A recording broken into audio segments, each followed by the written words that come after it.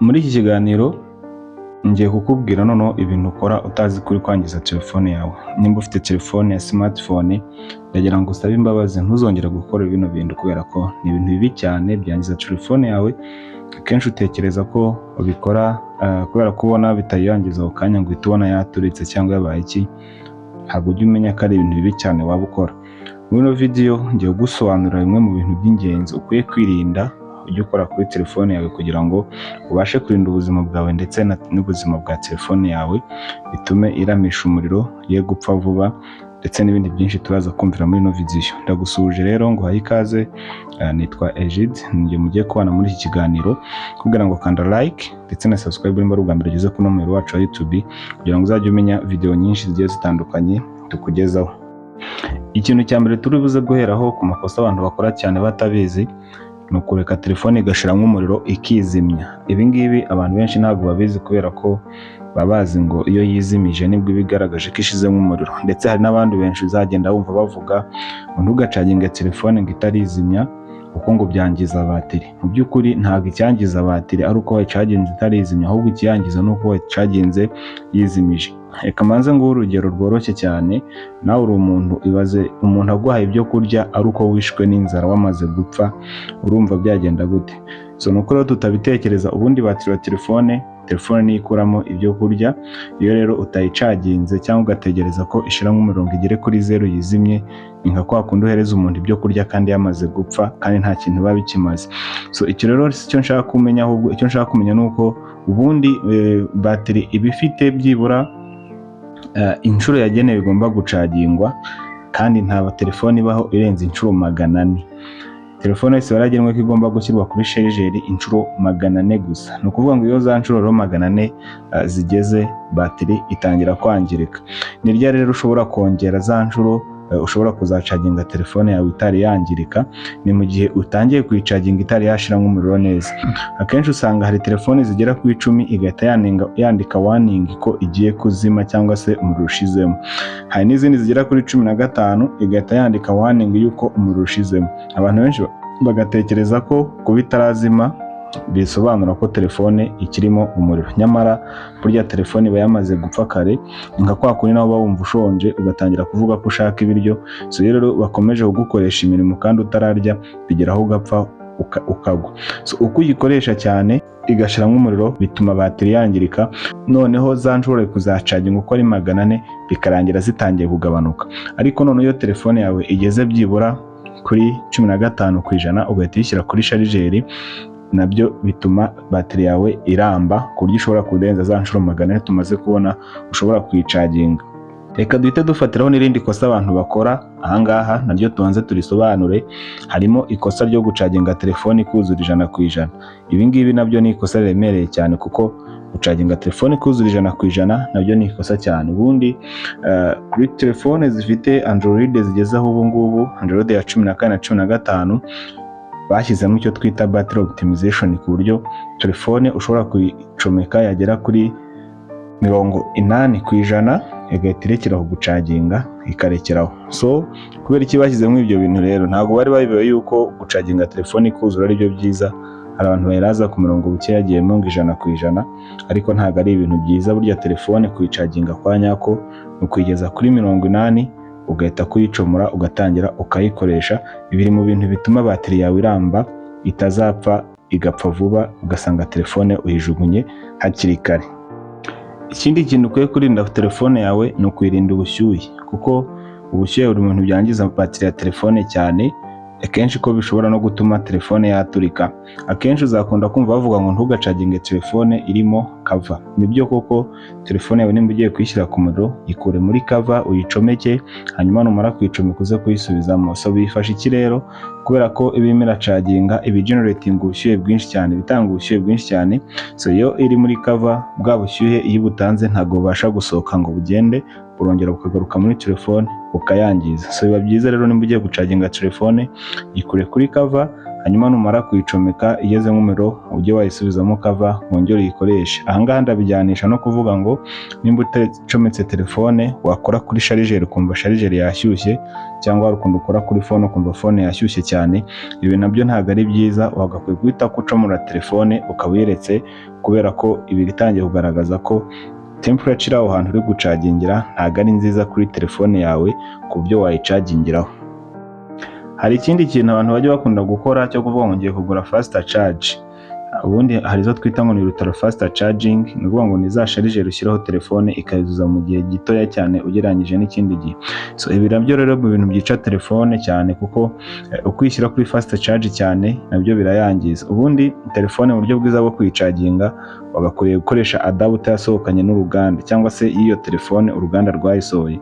Tuvuge nk'urugero, nimba wenda ukoresha Samsung S23, wagakwiye kuba ufite noneho adapter cyangwa se cya kindi wacomeka muri sharijeri, cya kindi wacomeka muri socket, gikwiye kuba ari icya Samsung S23 kijyanye na telefone urimo uracaginga, kubera ko ubusanga akenshi ibi bintu byo gucaginga bidafite volts zingana.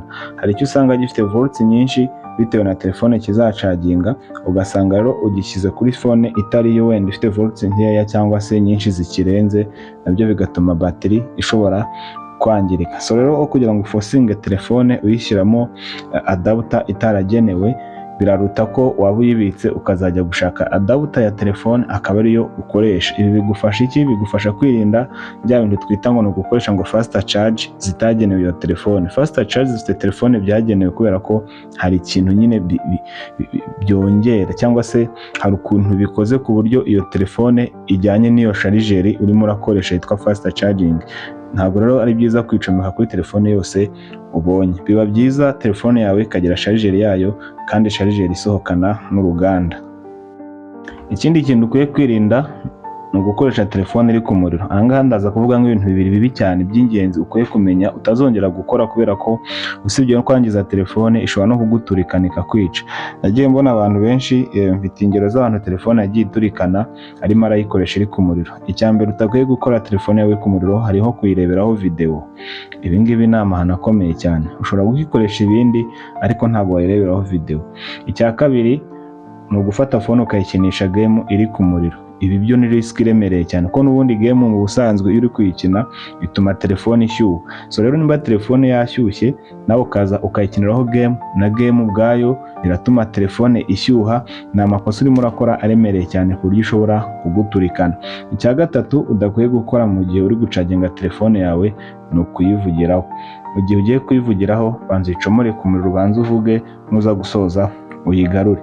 So biba byiza rero nimba ugiye gucaginga telefone yawe izi activite zose zihagarike, kuko bizatuma uyirinda kuba yakangirika bateri, ndetse nawe ubwawe urinda ubuzima bwawe bw'uko ishobora kukugiraho ingaruka.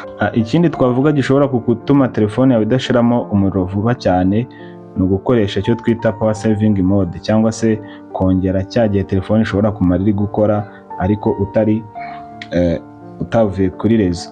Bivuga ngo power saving mode ikintu igufasha kuba wakoresha za application z'ingenzi, apana za zindi zose ziba ziri muri telefone utari no gukenera, ku buryo usanga ziri kumara umuriro ntacyo ziri gukora. So power saving mode ni ukuvuga ngo iragufasha mu gihe urimo urakoresha telefone, hakora application wafunguye gusa niyo yonyine ishobora kuba iri kurya umuriro, izindi zose ntago zarya umuriro kubera ko harimo power saving mode. So power saving mode rero muzayisanga muri Android irabamo, ndetse no muri iPhone ibamo. Ibi ngibi nta kibazo. Ufungura setting ya telefone yawe, wamara kuyifungura ukagenda ukareba ahantu handitse ngo battery and device care. Hari na phone usanga handitsemo ngo battery gusa, hanyuma wamara kuhafungura ukareba ahantu handitse ngo power saving, hanyuma ukahaswitchinga on cyangwa se ukahafungura, maze bikagufasha gusavinga umuriro. Akenshi usanga ku matelefone menshi ari gusohoka ubu yizemo power saving mode, muri battery ahita hajyamo agasaraba. Kari agasaraba no kuvuga ngo turimo turagusavingira cyangwa se turakubukira umuriro ku buryo ushobora kuwukoresha igihe kirekire. Ikindi kintu abantu bajya bakora batabizi ni ugucaginga telefone akayuza 100% kandi abizi ko nta kintu agiye kuyikoresha. Ubundi nimba ubizi neza ko uwo munsi utari buze gukina telefone yawe, biba byiza uyicaginze byibura ukayigeza kuri 50%, wakabye ukageza kuri 60%, hanyuma ukayikuraho ukayitwara. Ibi birinda rero batiri ya telefone yawe kuba yakangirika ikajya irangiza umuriro vuba vuba, kubera ko telefone iyo irambitse igihe kinini itarimo irakora kandi yuzuye umuriro, bituma noneho itangira kwividura, kandi uko iri kwividura nabyo bituma batiri igenda yangirika. Biba byiza rero nimba ugiye gukoresha telefone igihe gitoya, icaginga ijye nk'umuriro mukeya, nta mpamvu yo kuzuza cyane kandi ubizi ko utari buze kuyikoresha igihe kirekire. Ikindi ugomba kumenya nuko mu gihe urimo urarinda batiri ya telefone yawe, ugomba guhora wa updatinga software zasohotse. Nimba tuvuge wenda kuri Android haje software nshyashya wenda nka Android ya 15, dore ko izasohoka mu minsi igiye kuza, biba byiza nayo iyo uhise kuyishyiramo kuko biri mu bintu bituma telefone zawe zitangirika, kubera ko ibiri updated. Ariko noneho inama nakugira ahangaha mu gushyiramo software, ugomba kumenya ko software yisohotse uwo munsi cyangwa se muri icyo cyumweru, nta mpamvu yo guhita uyishyira muri device yawe, yaba machine cyangwa yaba telefone, kubera ko usanga kenshi kiri nko mu igeragezwa. Hagiye havuka ikibazo ku bantu bari bafite iPhone, hasohoka ariya iOS ya 16, abantu bahita bashyira muri telefone. Abantu bose bashyize muri telefone igisohoka, telefone zabo zarapfuye kubera ko hari amakosa yari arimo atarakosorwa. Ariko ubu ngubu birakoreshwa neza nta kibazo, kubera ko amakosa yarakosowe. Ariko nubwo yakosowe, murumva neza ko hari abantu bamaze gutakaza amatelefone yabo yangiritse bagurana. Urumva rero ko bahuye n'igihombo kirekire. Nimba rero ugiye no ku-updatinga telefone, ntabwo ari byiza ko uhita ufatira aho bandi bageze, ahubwo banza utegereze, ubanze urebe uko bimeze, nimba zikora neza, ubundi ujya wabona kuya-updatinga. Turagushimira rero ko wabanye natwe muri iki kiganiro. Njye muri kumwe ni Egide, kandi subscribe kandi like kugira ngo tuzajye dukomeza kubana ndetse no mu bindi biganiro. Ujye no muri comment aho hasi utwandikire, utubwire n'ikindi kintu twagufasha, turahari ku bwawe. Imana ibarinde.